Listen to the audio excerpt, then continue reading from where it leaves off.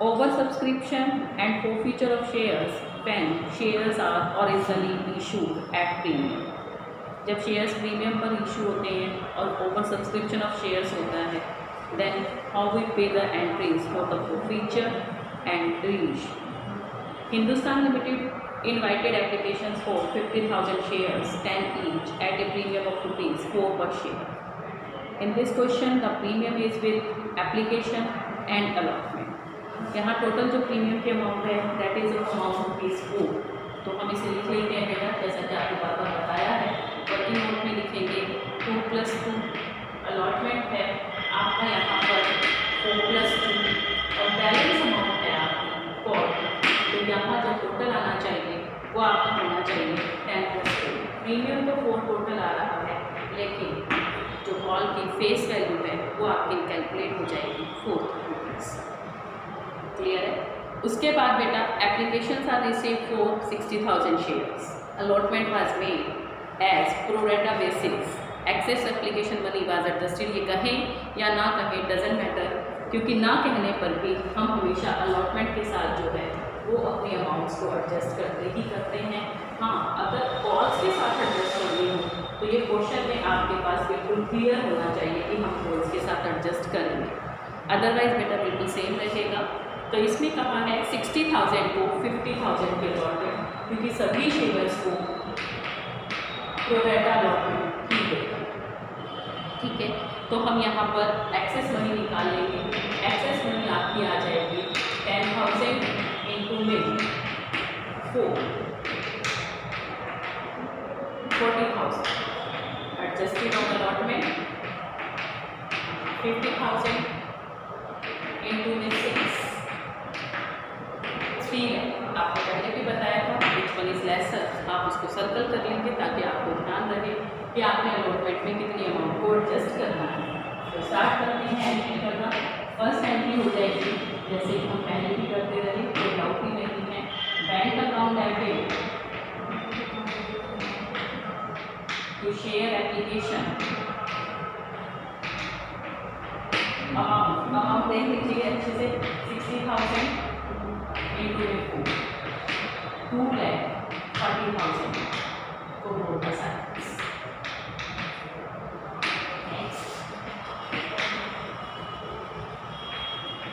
Share application account debit. Application को जितने से क्रेडिट करते हैं उतने से भी हम इसको डेबिट करेंगे. To share capital 50,000 into 2 with face value 1 lakh. To share security premium reserve. यहाँ पर प्रीमियम भी है 50,000 into 2 with premium amount rupees 1 lakh. To share allotment जो कि हमने वर्किंग नोट से निकाल लिया है 40,000. देखिए ये आपका टोटल जो है वो ऑटोमेटिकली इक्वल आ रहा है. तो इसे हम चेक भी कर लेंगे. 240 के इक्वल आना चाहिए. तो ये एंट्रीज हो गई आपकी एप्लीकेशन से. उसके बाद हम करेंगे बेटा अलॉटमेंट एंट्रीज. तो अलॉटमेंट की ड्यू एंट्री में कभी कोई चेंज नहीं आता. Share allotment account debit 50,000 into 6 3 lakh. To share capital 50,000 into में 4. आपको पता है share capital is always debit और credit with face value only. 2 SPR. SPR means security premium reserve 50,000 into में 2 1. ये हमारी हो गई शेयर अलॉटमेंट की ड्यू एंट्री. अब ड्यू एंट्री के बाद उसके बाद हमें कैलकुलेट करना होता है बेटा यहाँ पर bank amount of share allotment. अगर भी क्वेश्चन आपका विदाउट सब्सक्रिप्शन होता, ओवर सब्सक्रिप्शन होता, तो हम इसको टोटल ऐसे को निकाल लेते माइनस करके. लेकिन अब हम इसमें अमाउंट्स को चेक करेंगे. अमाउंट्स देखेंगे. Ram who have 500 shares did not pay allotment at call 1, and Shyam, to whom 1,000 shares were allotted, failed to pay call 1. तो श्याम ने तो केवल कॉल मनी को पे नहीं किया, इसलिए उसको हम केवल कॉल के समय देख लेंगे। लेकिन राम, जिसने आपके अलॉटमेंट और कॉल मनी को पे नहीं किया, तो मैंने आपको कहा था कि पहला क्वेश्चन दिमाग में रखना है कि क्या हमने अलॉटमेंट के साथ कुछ अमाउंट सेकेंड एंट्री में एडजस्ट की थी, और क्या ये शेयर प्रोरेटा से बिलोंग करते हैं। अगर ये शेयर प्रोरेटा से बिलोंग करते हैं तो कुछ ना कुछ अमाउंट हमने एडजस्ट की होगी, इसलिए हमें वो तीनों वर्किंग नोट्स तैयार करने पड़ेंगे जो हमने लास्ट क्लासेस में सीखी हैं। ठीक है, तो यहाँ पर हम बेटा सबसे पहले निकालेंगे, क्योंकि ये सारे शेयर्स जो हैं वो आपके प्रोरेटा से हैं जो हमने लास्ट में किया। तो हम यहाँ निकालेंगे सबसे पहले applied share, because allotted shares are given to you. Applied निकालने के लिए always applied is numerator and allotted are denominator, and after that Ram के शेयर से कितने 500, तो ये आ जाएगा आपका 600 शेयर्स।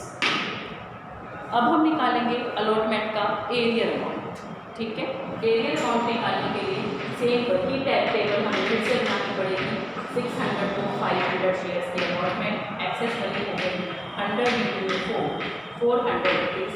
एप्लीकेशन के साथ ये ध्यान रखना, एक्सेस मनी निकालने के लिए हमें एप्लीकेशन मनी से अलॉट जो है मल्टीप्लाई करना पड़ता है, और एडजस्ट करने के लिए हमेशा उसको नेक्स्ट अलॉटमेंट मनी से और अलॉटेड शेयर्स, ये चीज़ आपको बहुत अच्छे से ध्यान रखनी होगी। एक्सेस मनी निकालने के लिए जो अप्लाइड और अलॉटेड है उनका डिफरेंस निकाल कर एप्लीकेशन मनी से मल्टीप्लाई करना है, पहले भी बहुत से क्वेश्चन हम कर चुके हैं।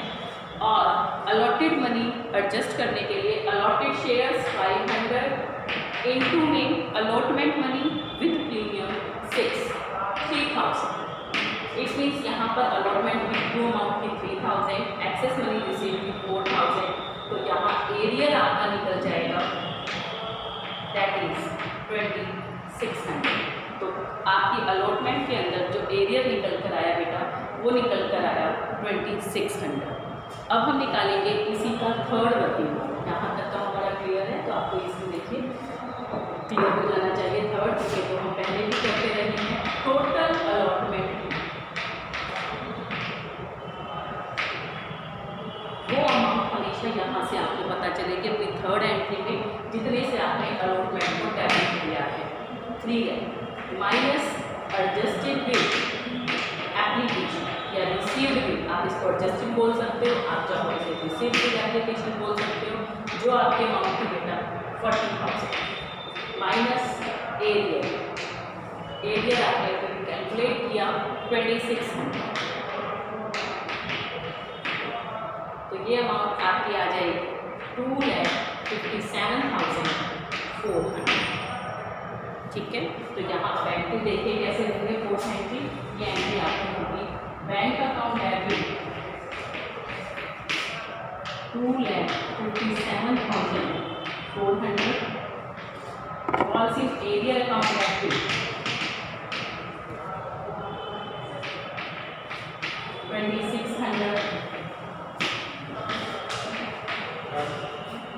to share allotment 2,60,000। ये स्टेटमेंट अब आप सबको समझ में अच्छे से आ जाना चाहिए कि किस तरह से हम अलॉटमेंट की बैंक अकाउंट को कैलकुलेट करते हैं।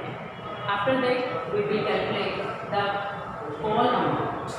कॉल अमाउंट को कैसे कैलकुलेट करेंगे, क्योंकि अभी शेयर्स को जो है वो फॉरफिट नहीं किया गया। अब यहाँ पर हमें ध्यान रखना है, श्याम जिसके 1000 शेयर्स थे उसने भी कॉल मनी को पे नहीं किया है। तो 2 व्यक्ति हो गए, 2 पर्सन्स हो गए, राम और श्याम, 2 शेयर होल्डर्स हो गए, लेकिन ड्यू अमाउंट पर कोई चेंज नहीं आएगा। Share first and final call, first and final call इसलिए लिखेंगे क्योंकि यहाँ पर एक ही कॉल है। Share first and final call account debit to share capital, क्योंकि इसके साथ कोई SPR नहीं है, सीधा 4 अमाउंट आपकी जो है 4 रुपीज़ जो है वो सीधी अमाउंट है, तो 50,000 इंटू में 4, कुछ करना ही नहीं, सीधा 2 है। Next bank account debit, calls in arrear account debit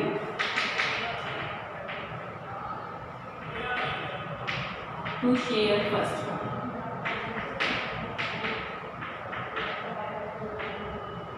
अब यहाँ पर जो कॉल्सिंग एरियर है उस कॉल्सिंग एरियर को देखें, 1000 शेयर्स जो है वो आपके रहेंगे शाम के और 500 जो है वो रहेंगे राम के। तो टोटल शेयर जो हो गए आपके वो हो गए 1500 इंटू में 4।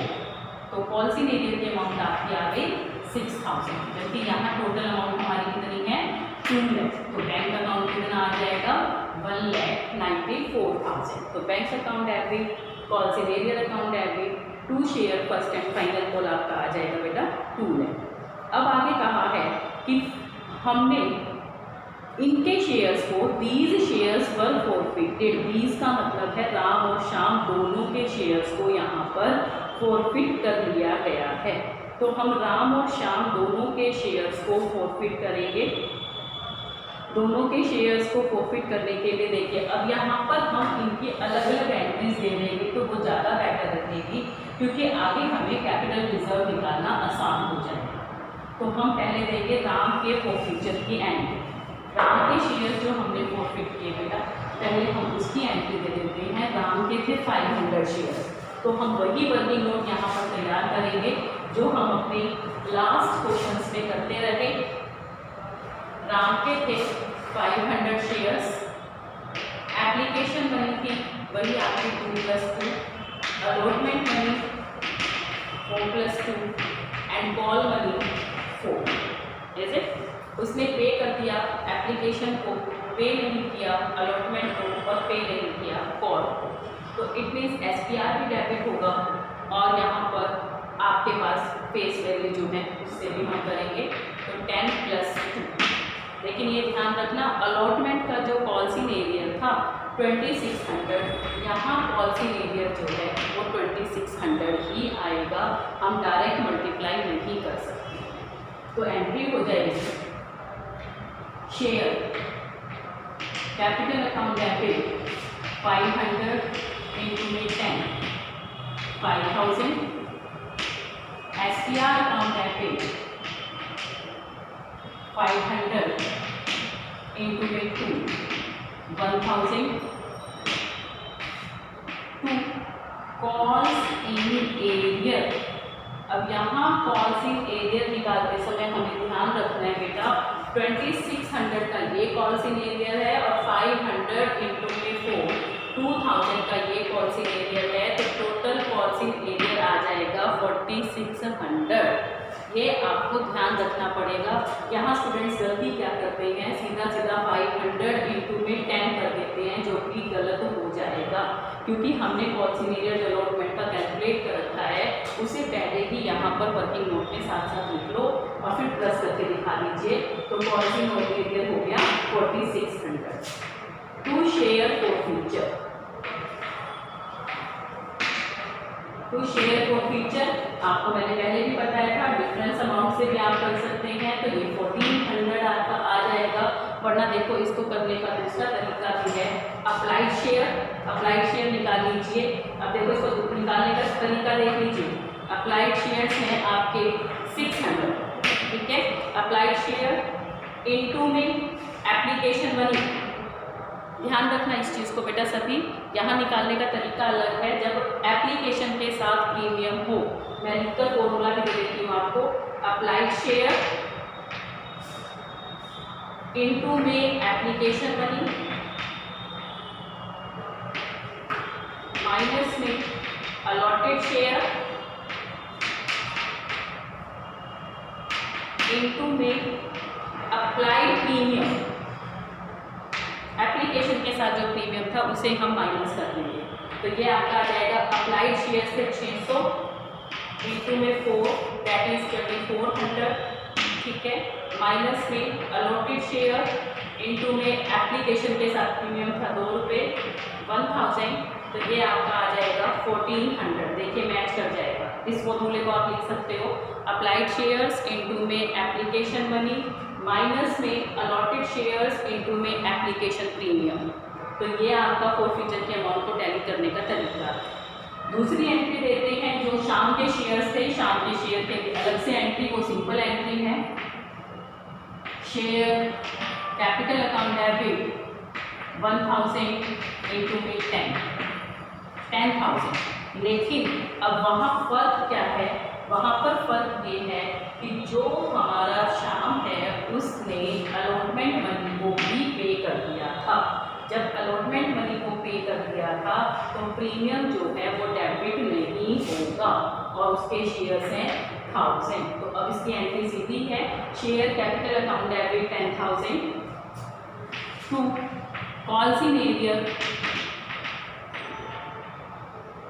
1000 इंटू में 4 कॉल वाले 4, ठीक है, 4000 टू शेयर फॉर फ्यूचर। हमें क्योंकि दोनों का फॉरफीचर अमाउंट अलग अलग चाहिए था, इसीलिए हमने इस अमाउंट को अलग अलग जो है वो आपका कैलकुलेट करके रखा है। ये ध्यान रखना कि हमें दोनों का फॉरफीचर अमाउंट क्योंकि अलग अलग चाहिए था बेटा, इसीलिए हमने दोनों की फॉरफीचर की एंट्री अलग अलग की। अब हमें पता चल गया कि राम का फॉरफीचर अमाउंट 1400 है और श्याम का फॉरफीचर अकाउंट 6000 है। क्यों चाहिए ये आप अलग से ध्यान रखेंगे। अभी हम जब कैपिटल रिजर्व निकालेंगे तो उस समय हमें ये अमाउंट कैलकुलेट करनी पड़ेगी। आप इसे अलग से लिख कर रख सकते हैं। उसके बाद हम करेंगे बेटा रीइशू की एंट्री। अब इन्होंने कहा कि इसमें से इन शेयर्स में से 1200 शेयर्स जो हैं वो 10% डिस्काउंट पर रीइशू कर दिए गए।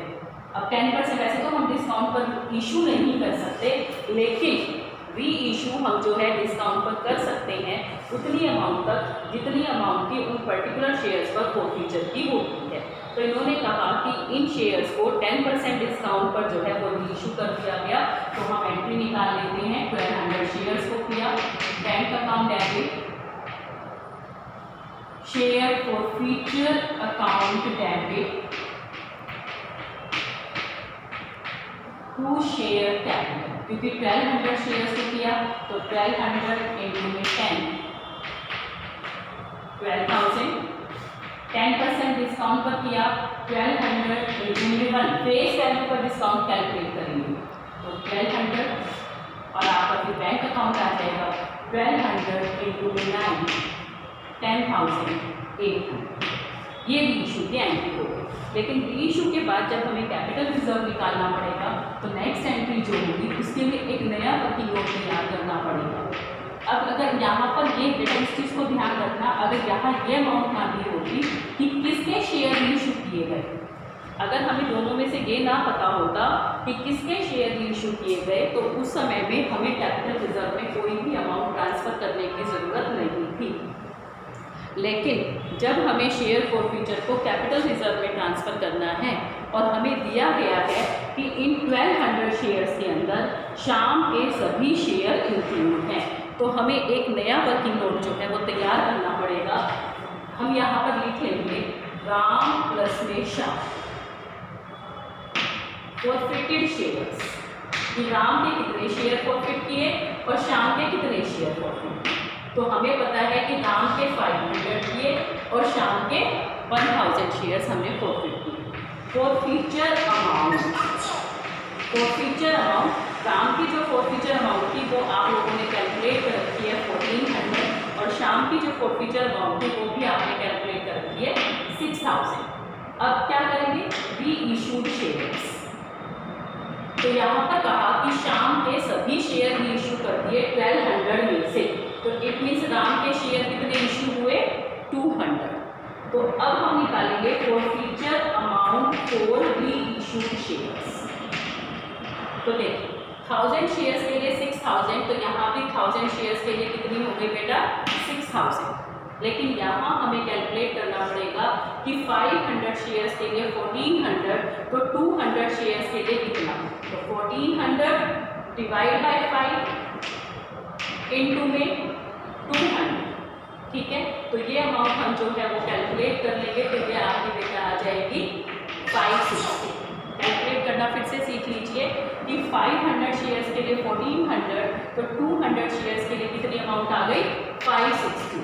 तो ये टोटल अमाउंट जो है वो हमारी कैलकुलेट हो गई, ये हमारी अमाउंट जो है वो कैलकुलेट हो गई और ये अमाउंट है 6560 माइनस यूज्ड। अब इसमें से हम माइनस यूज्ड करेंगे इस अमाउंट को जो कि पहले भी हम करते रहे हैं 1200, तो ये अमाउंट आपकी आ जाएगी बेटा 5360। तो हम जो कैपिटल कैपिटल रिजर्व में अमाउंट ट्रांसफ़र करेंगे वो अमाउंट हम कैलकुलेट करके ट्रांसफ़र कर देंगे 5360। अगर हमें यहाँ पर ना दिया होता कि शाम के शेयर इशू किए गए हैं तो हम इस एंट्री को नहीं देते। हमें ये पता होना चाहिए बेटा कि जो 1200 है उसमें किसके शेयर इंक्लूड हैं, तो हम इस तरह से एक वर्किंग नोट बनाकर पूरा का पूरा जो है कैपिटल रिजर्व की कैलकुलेशन करेंगे। ये वर्किंग नोट करना बहुत ज़रूरी है।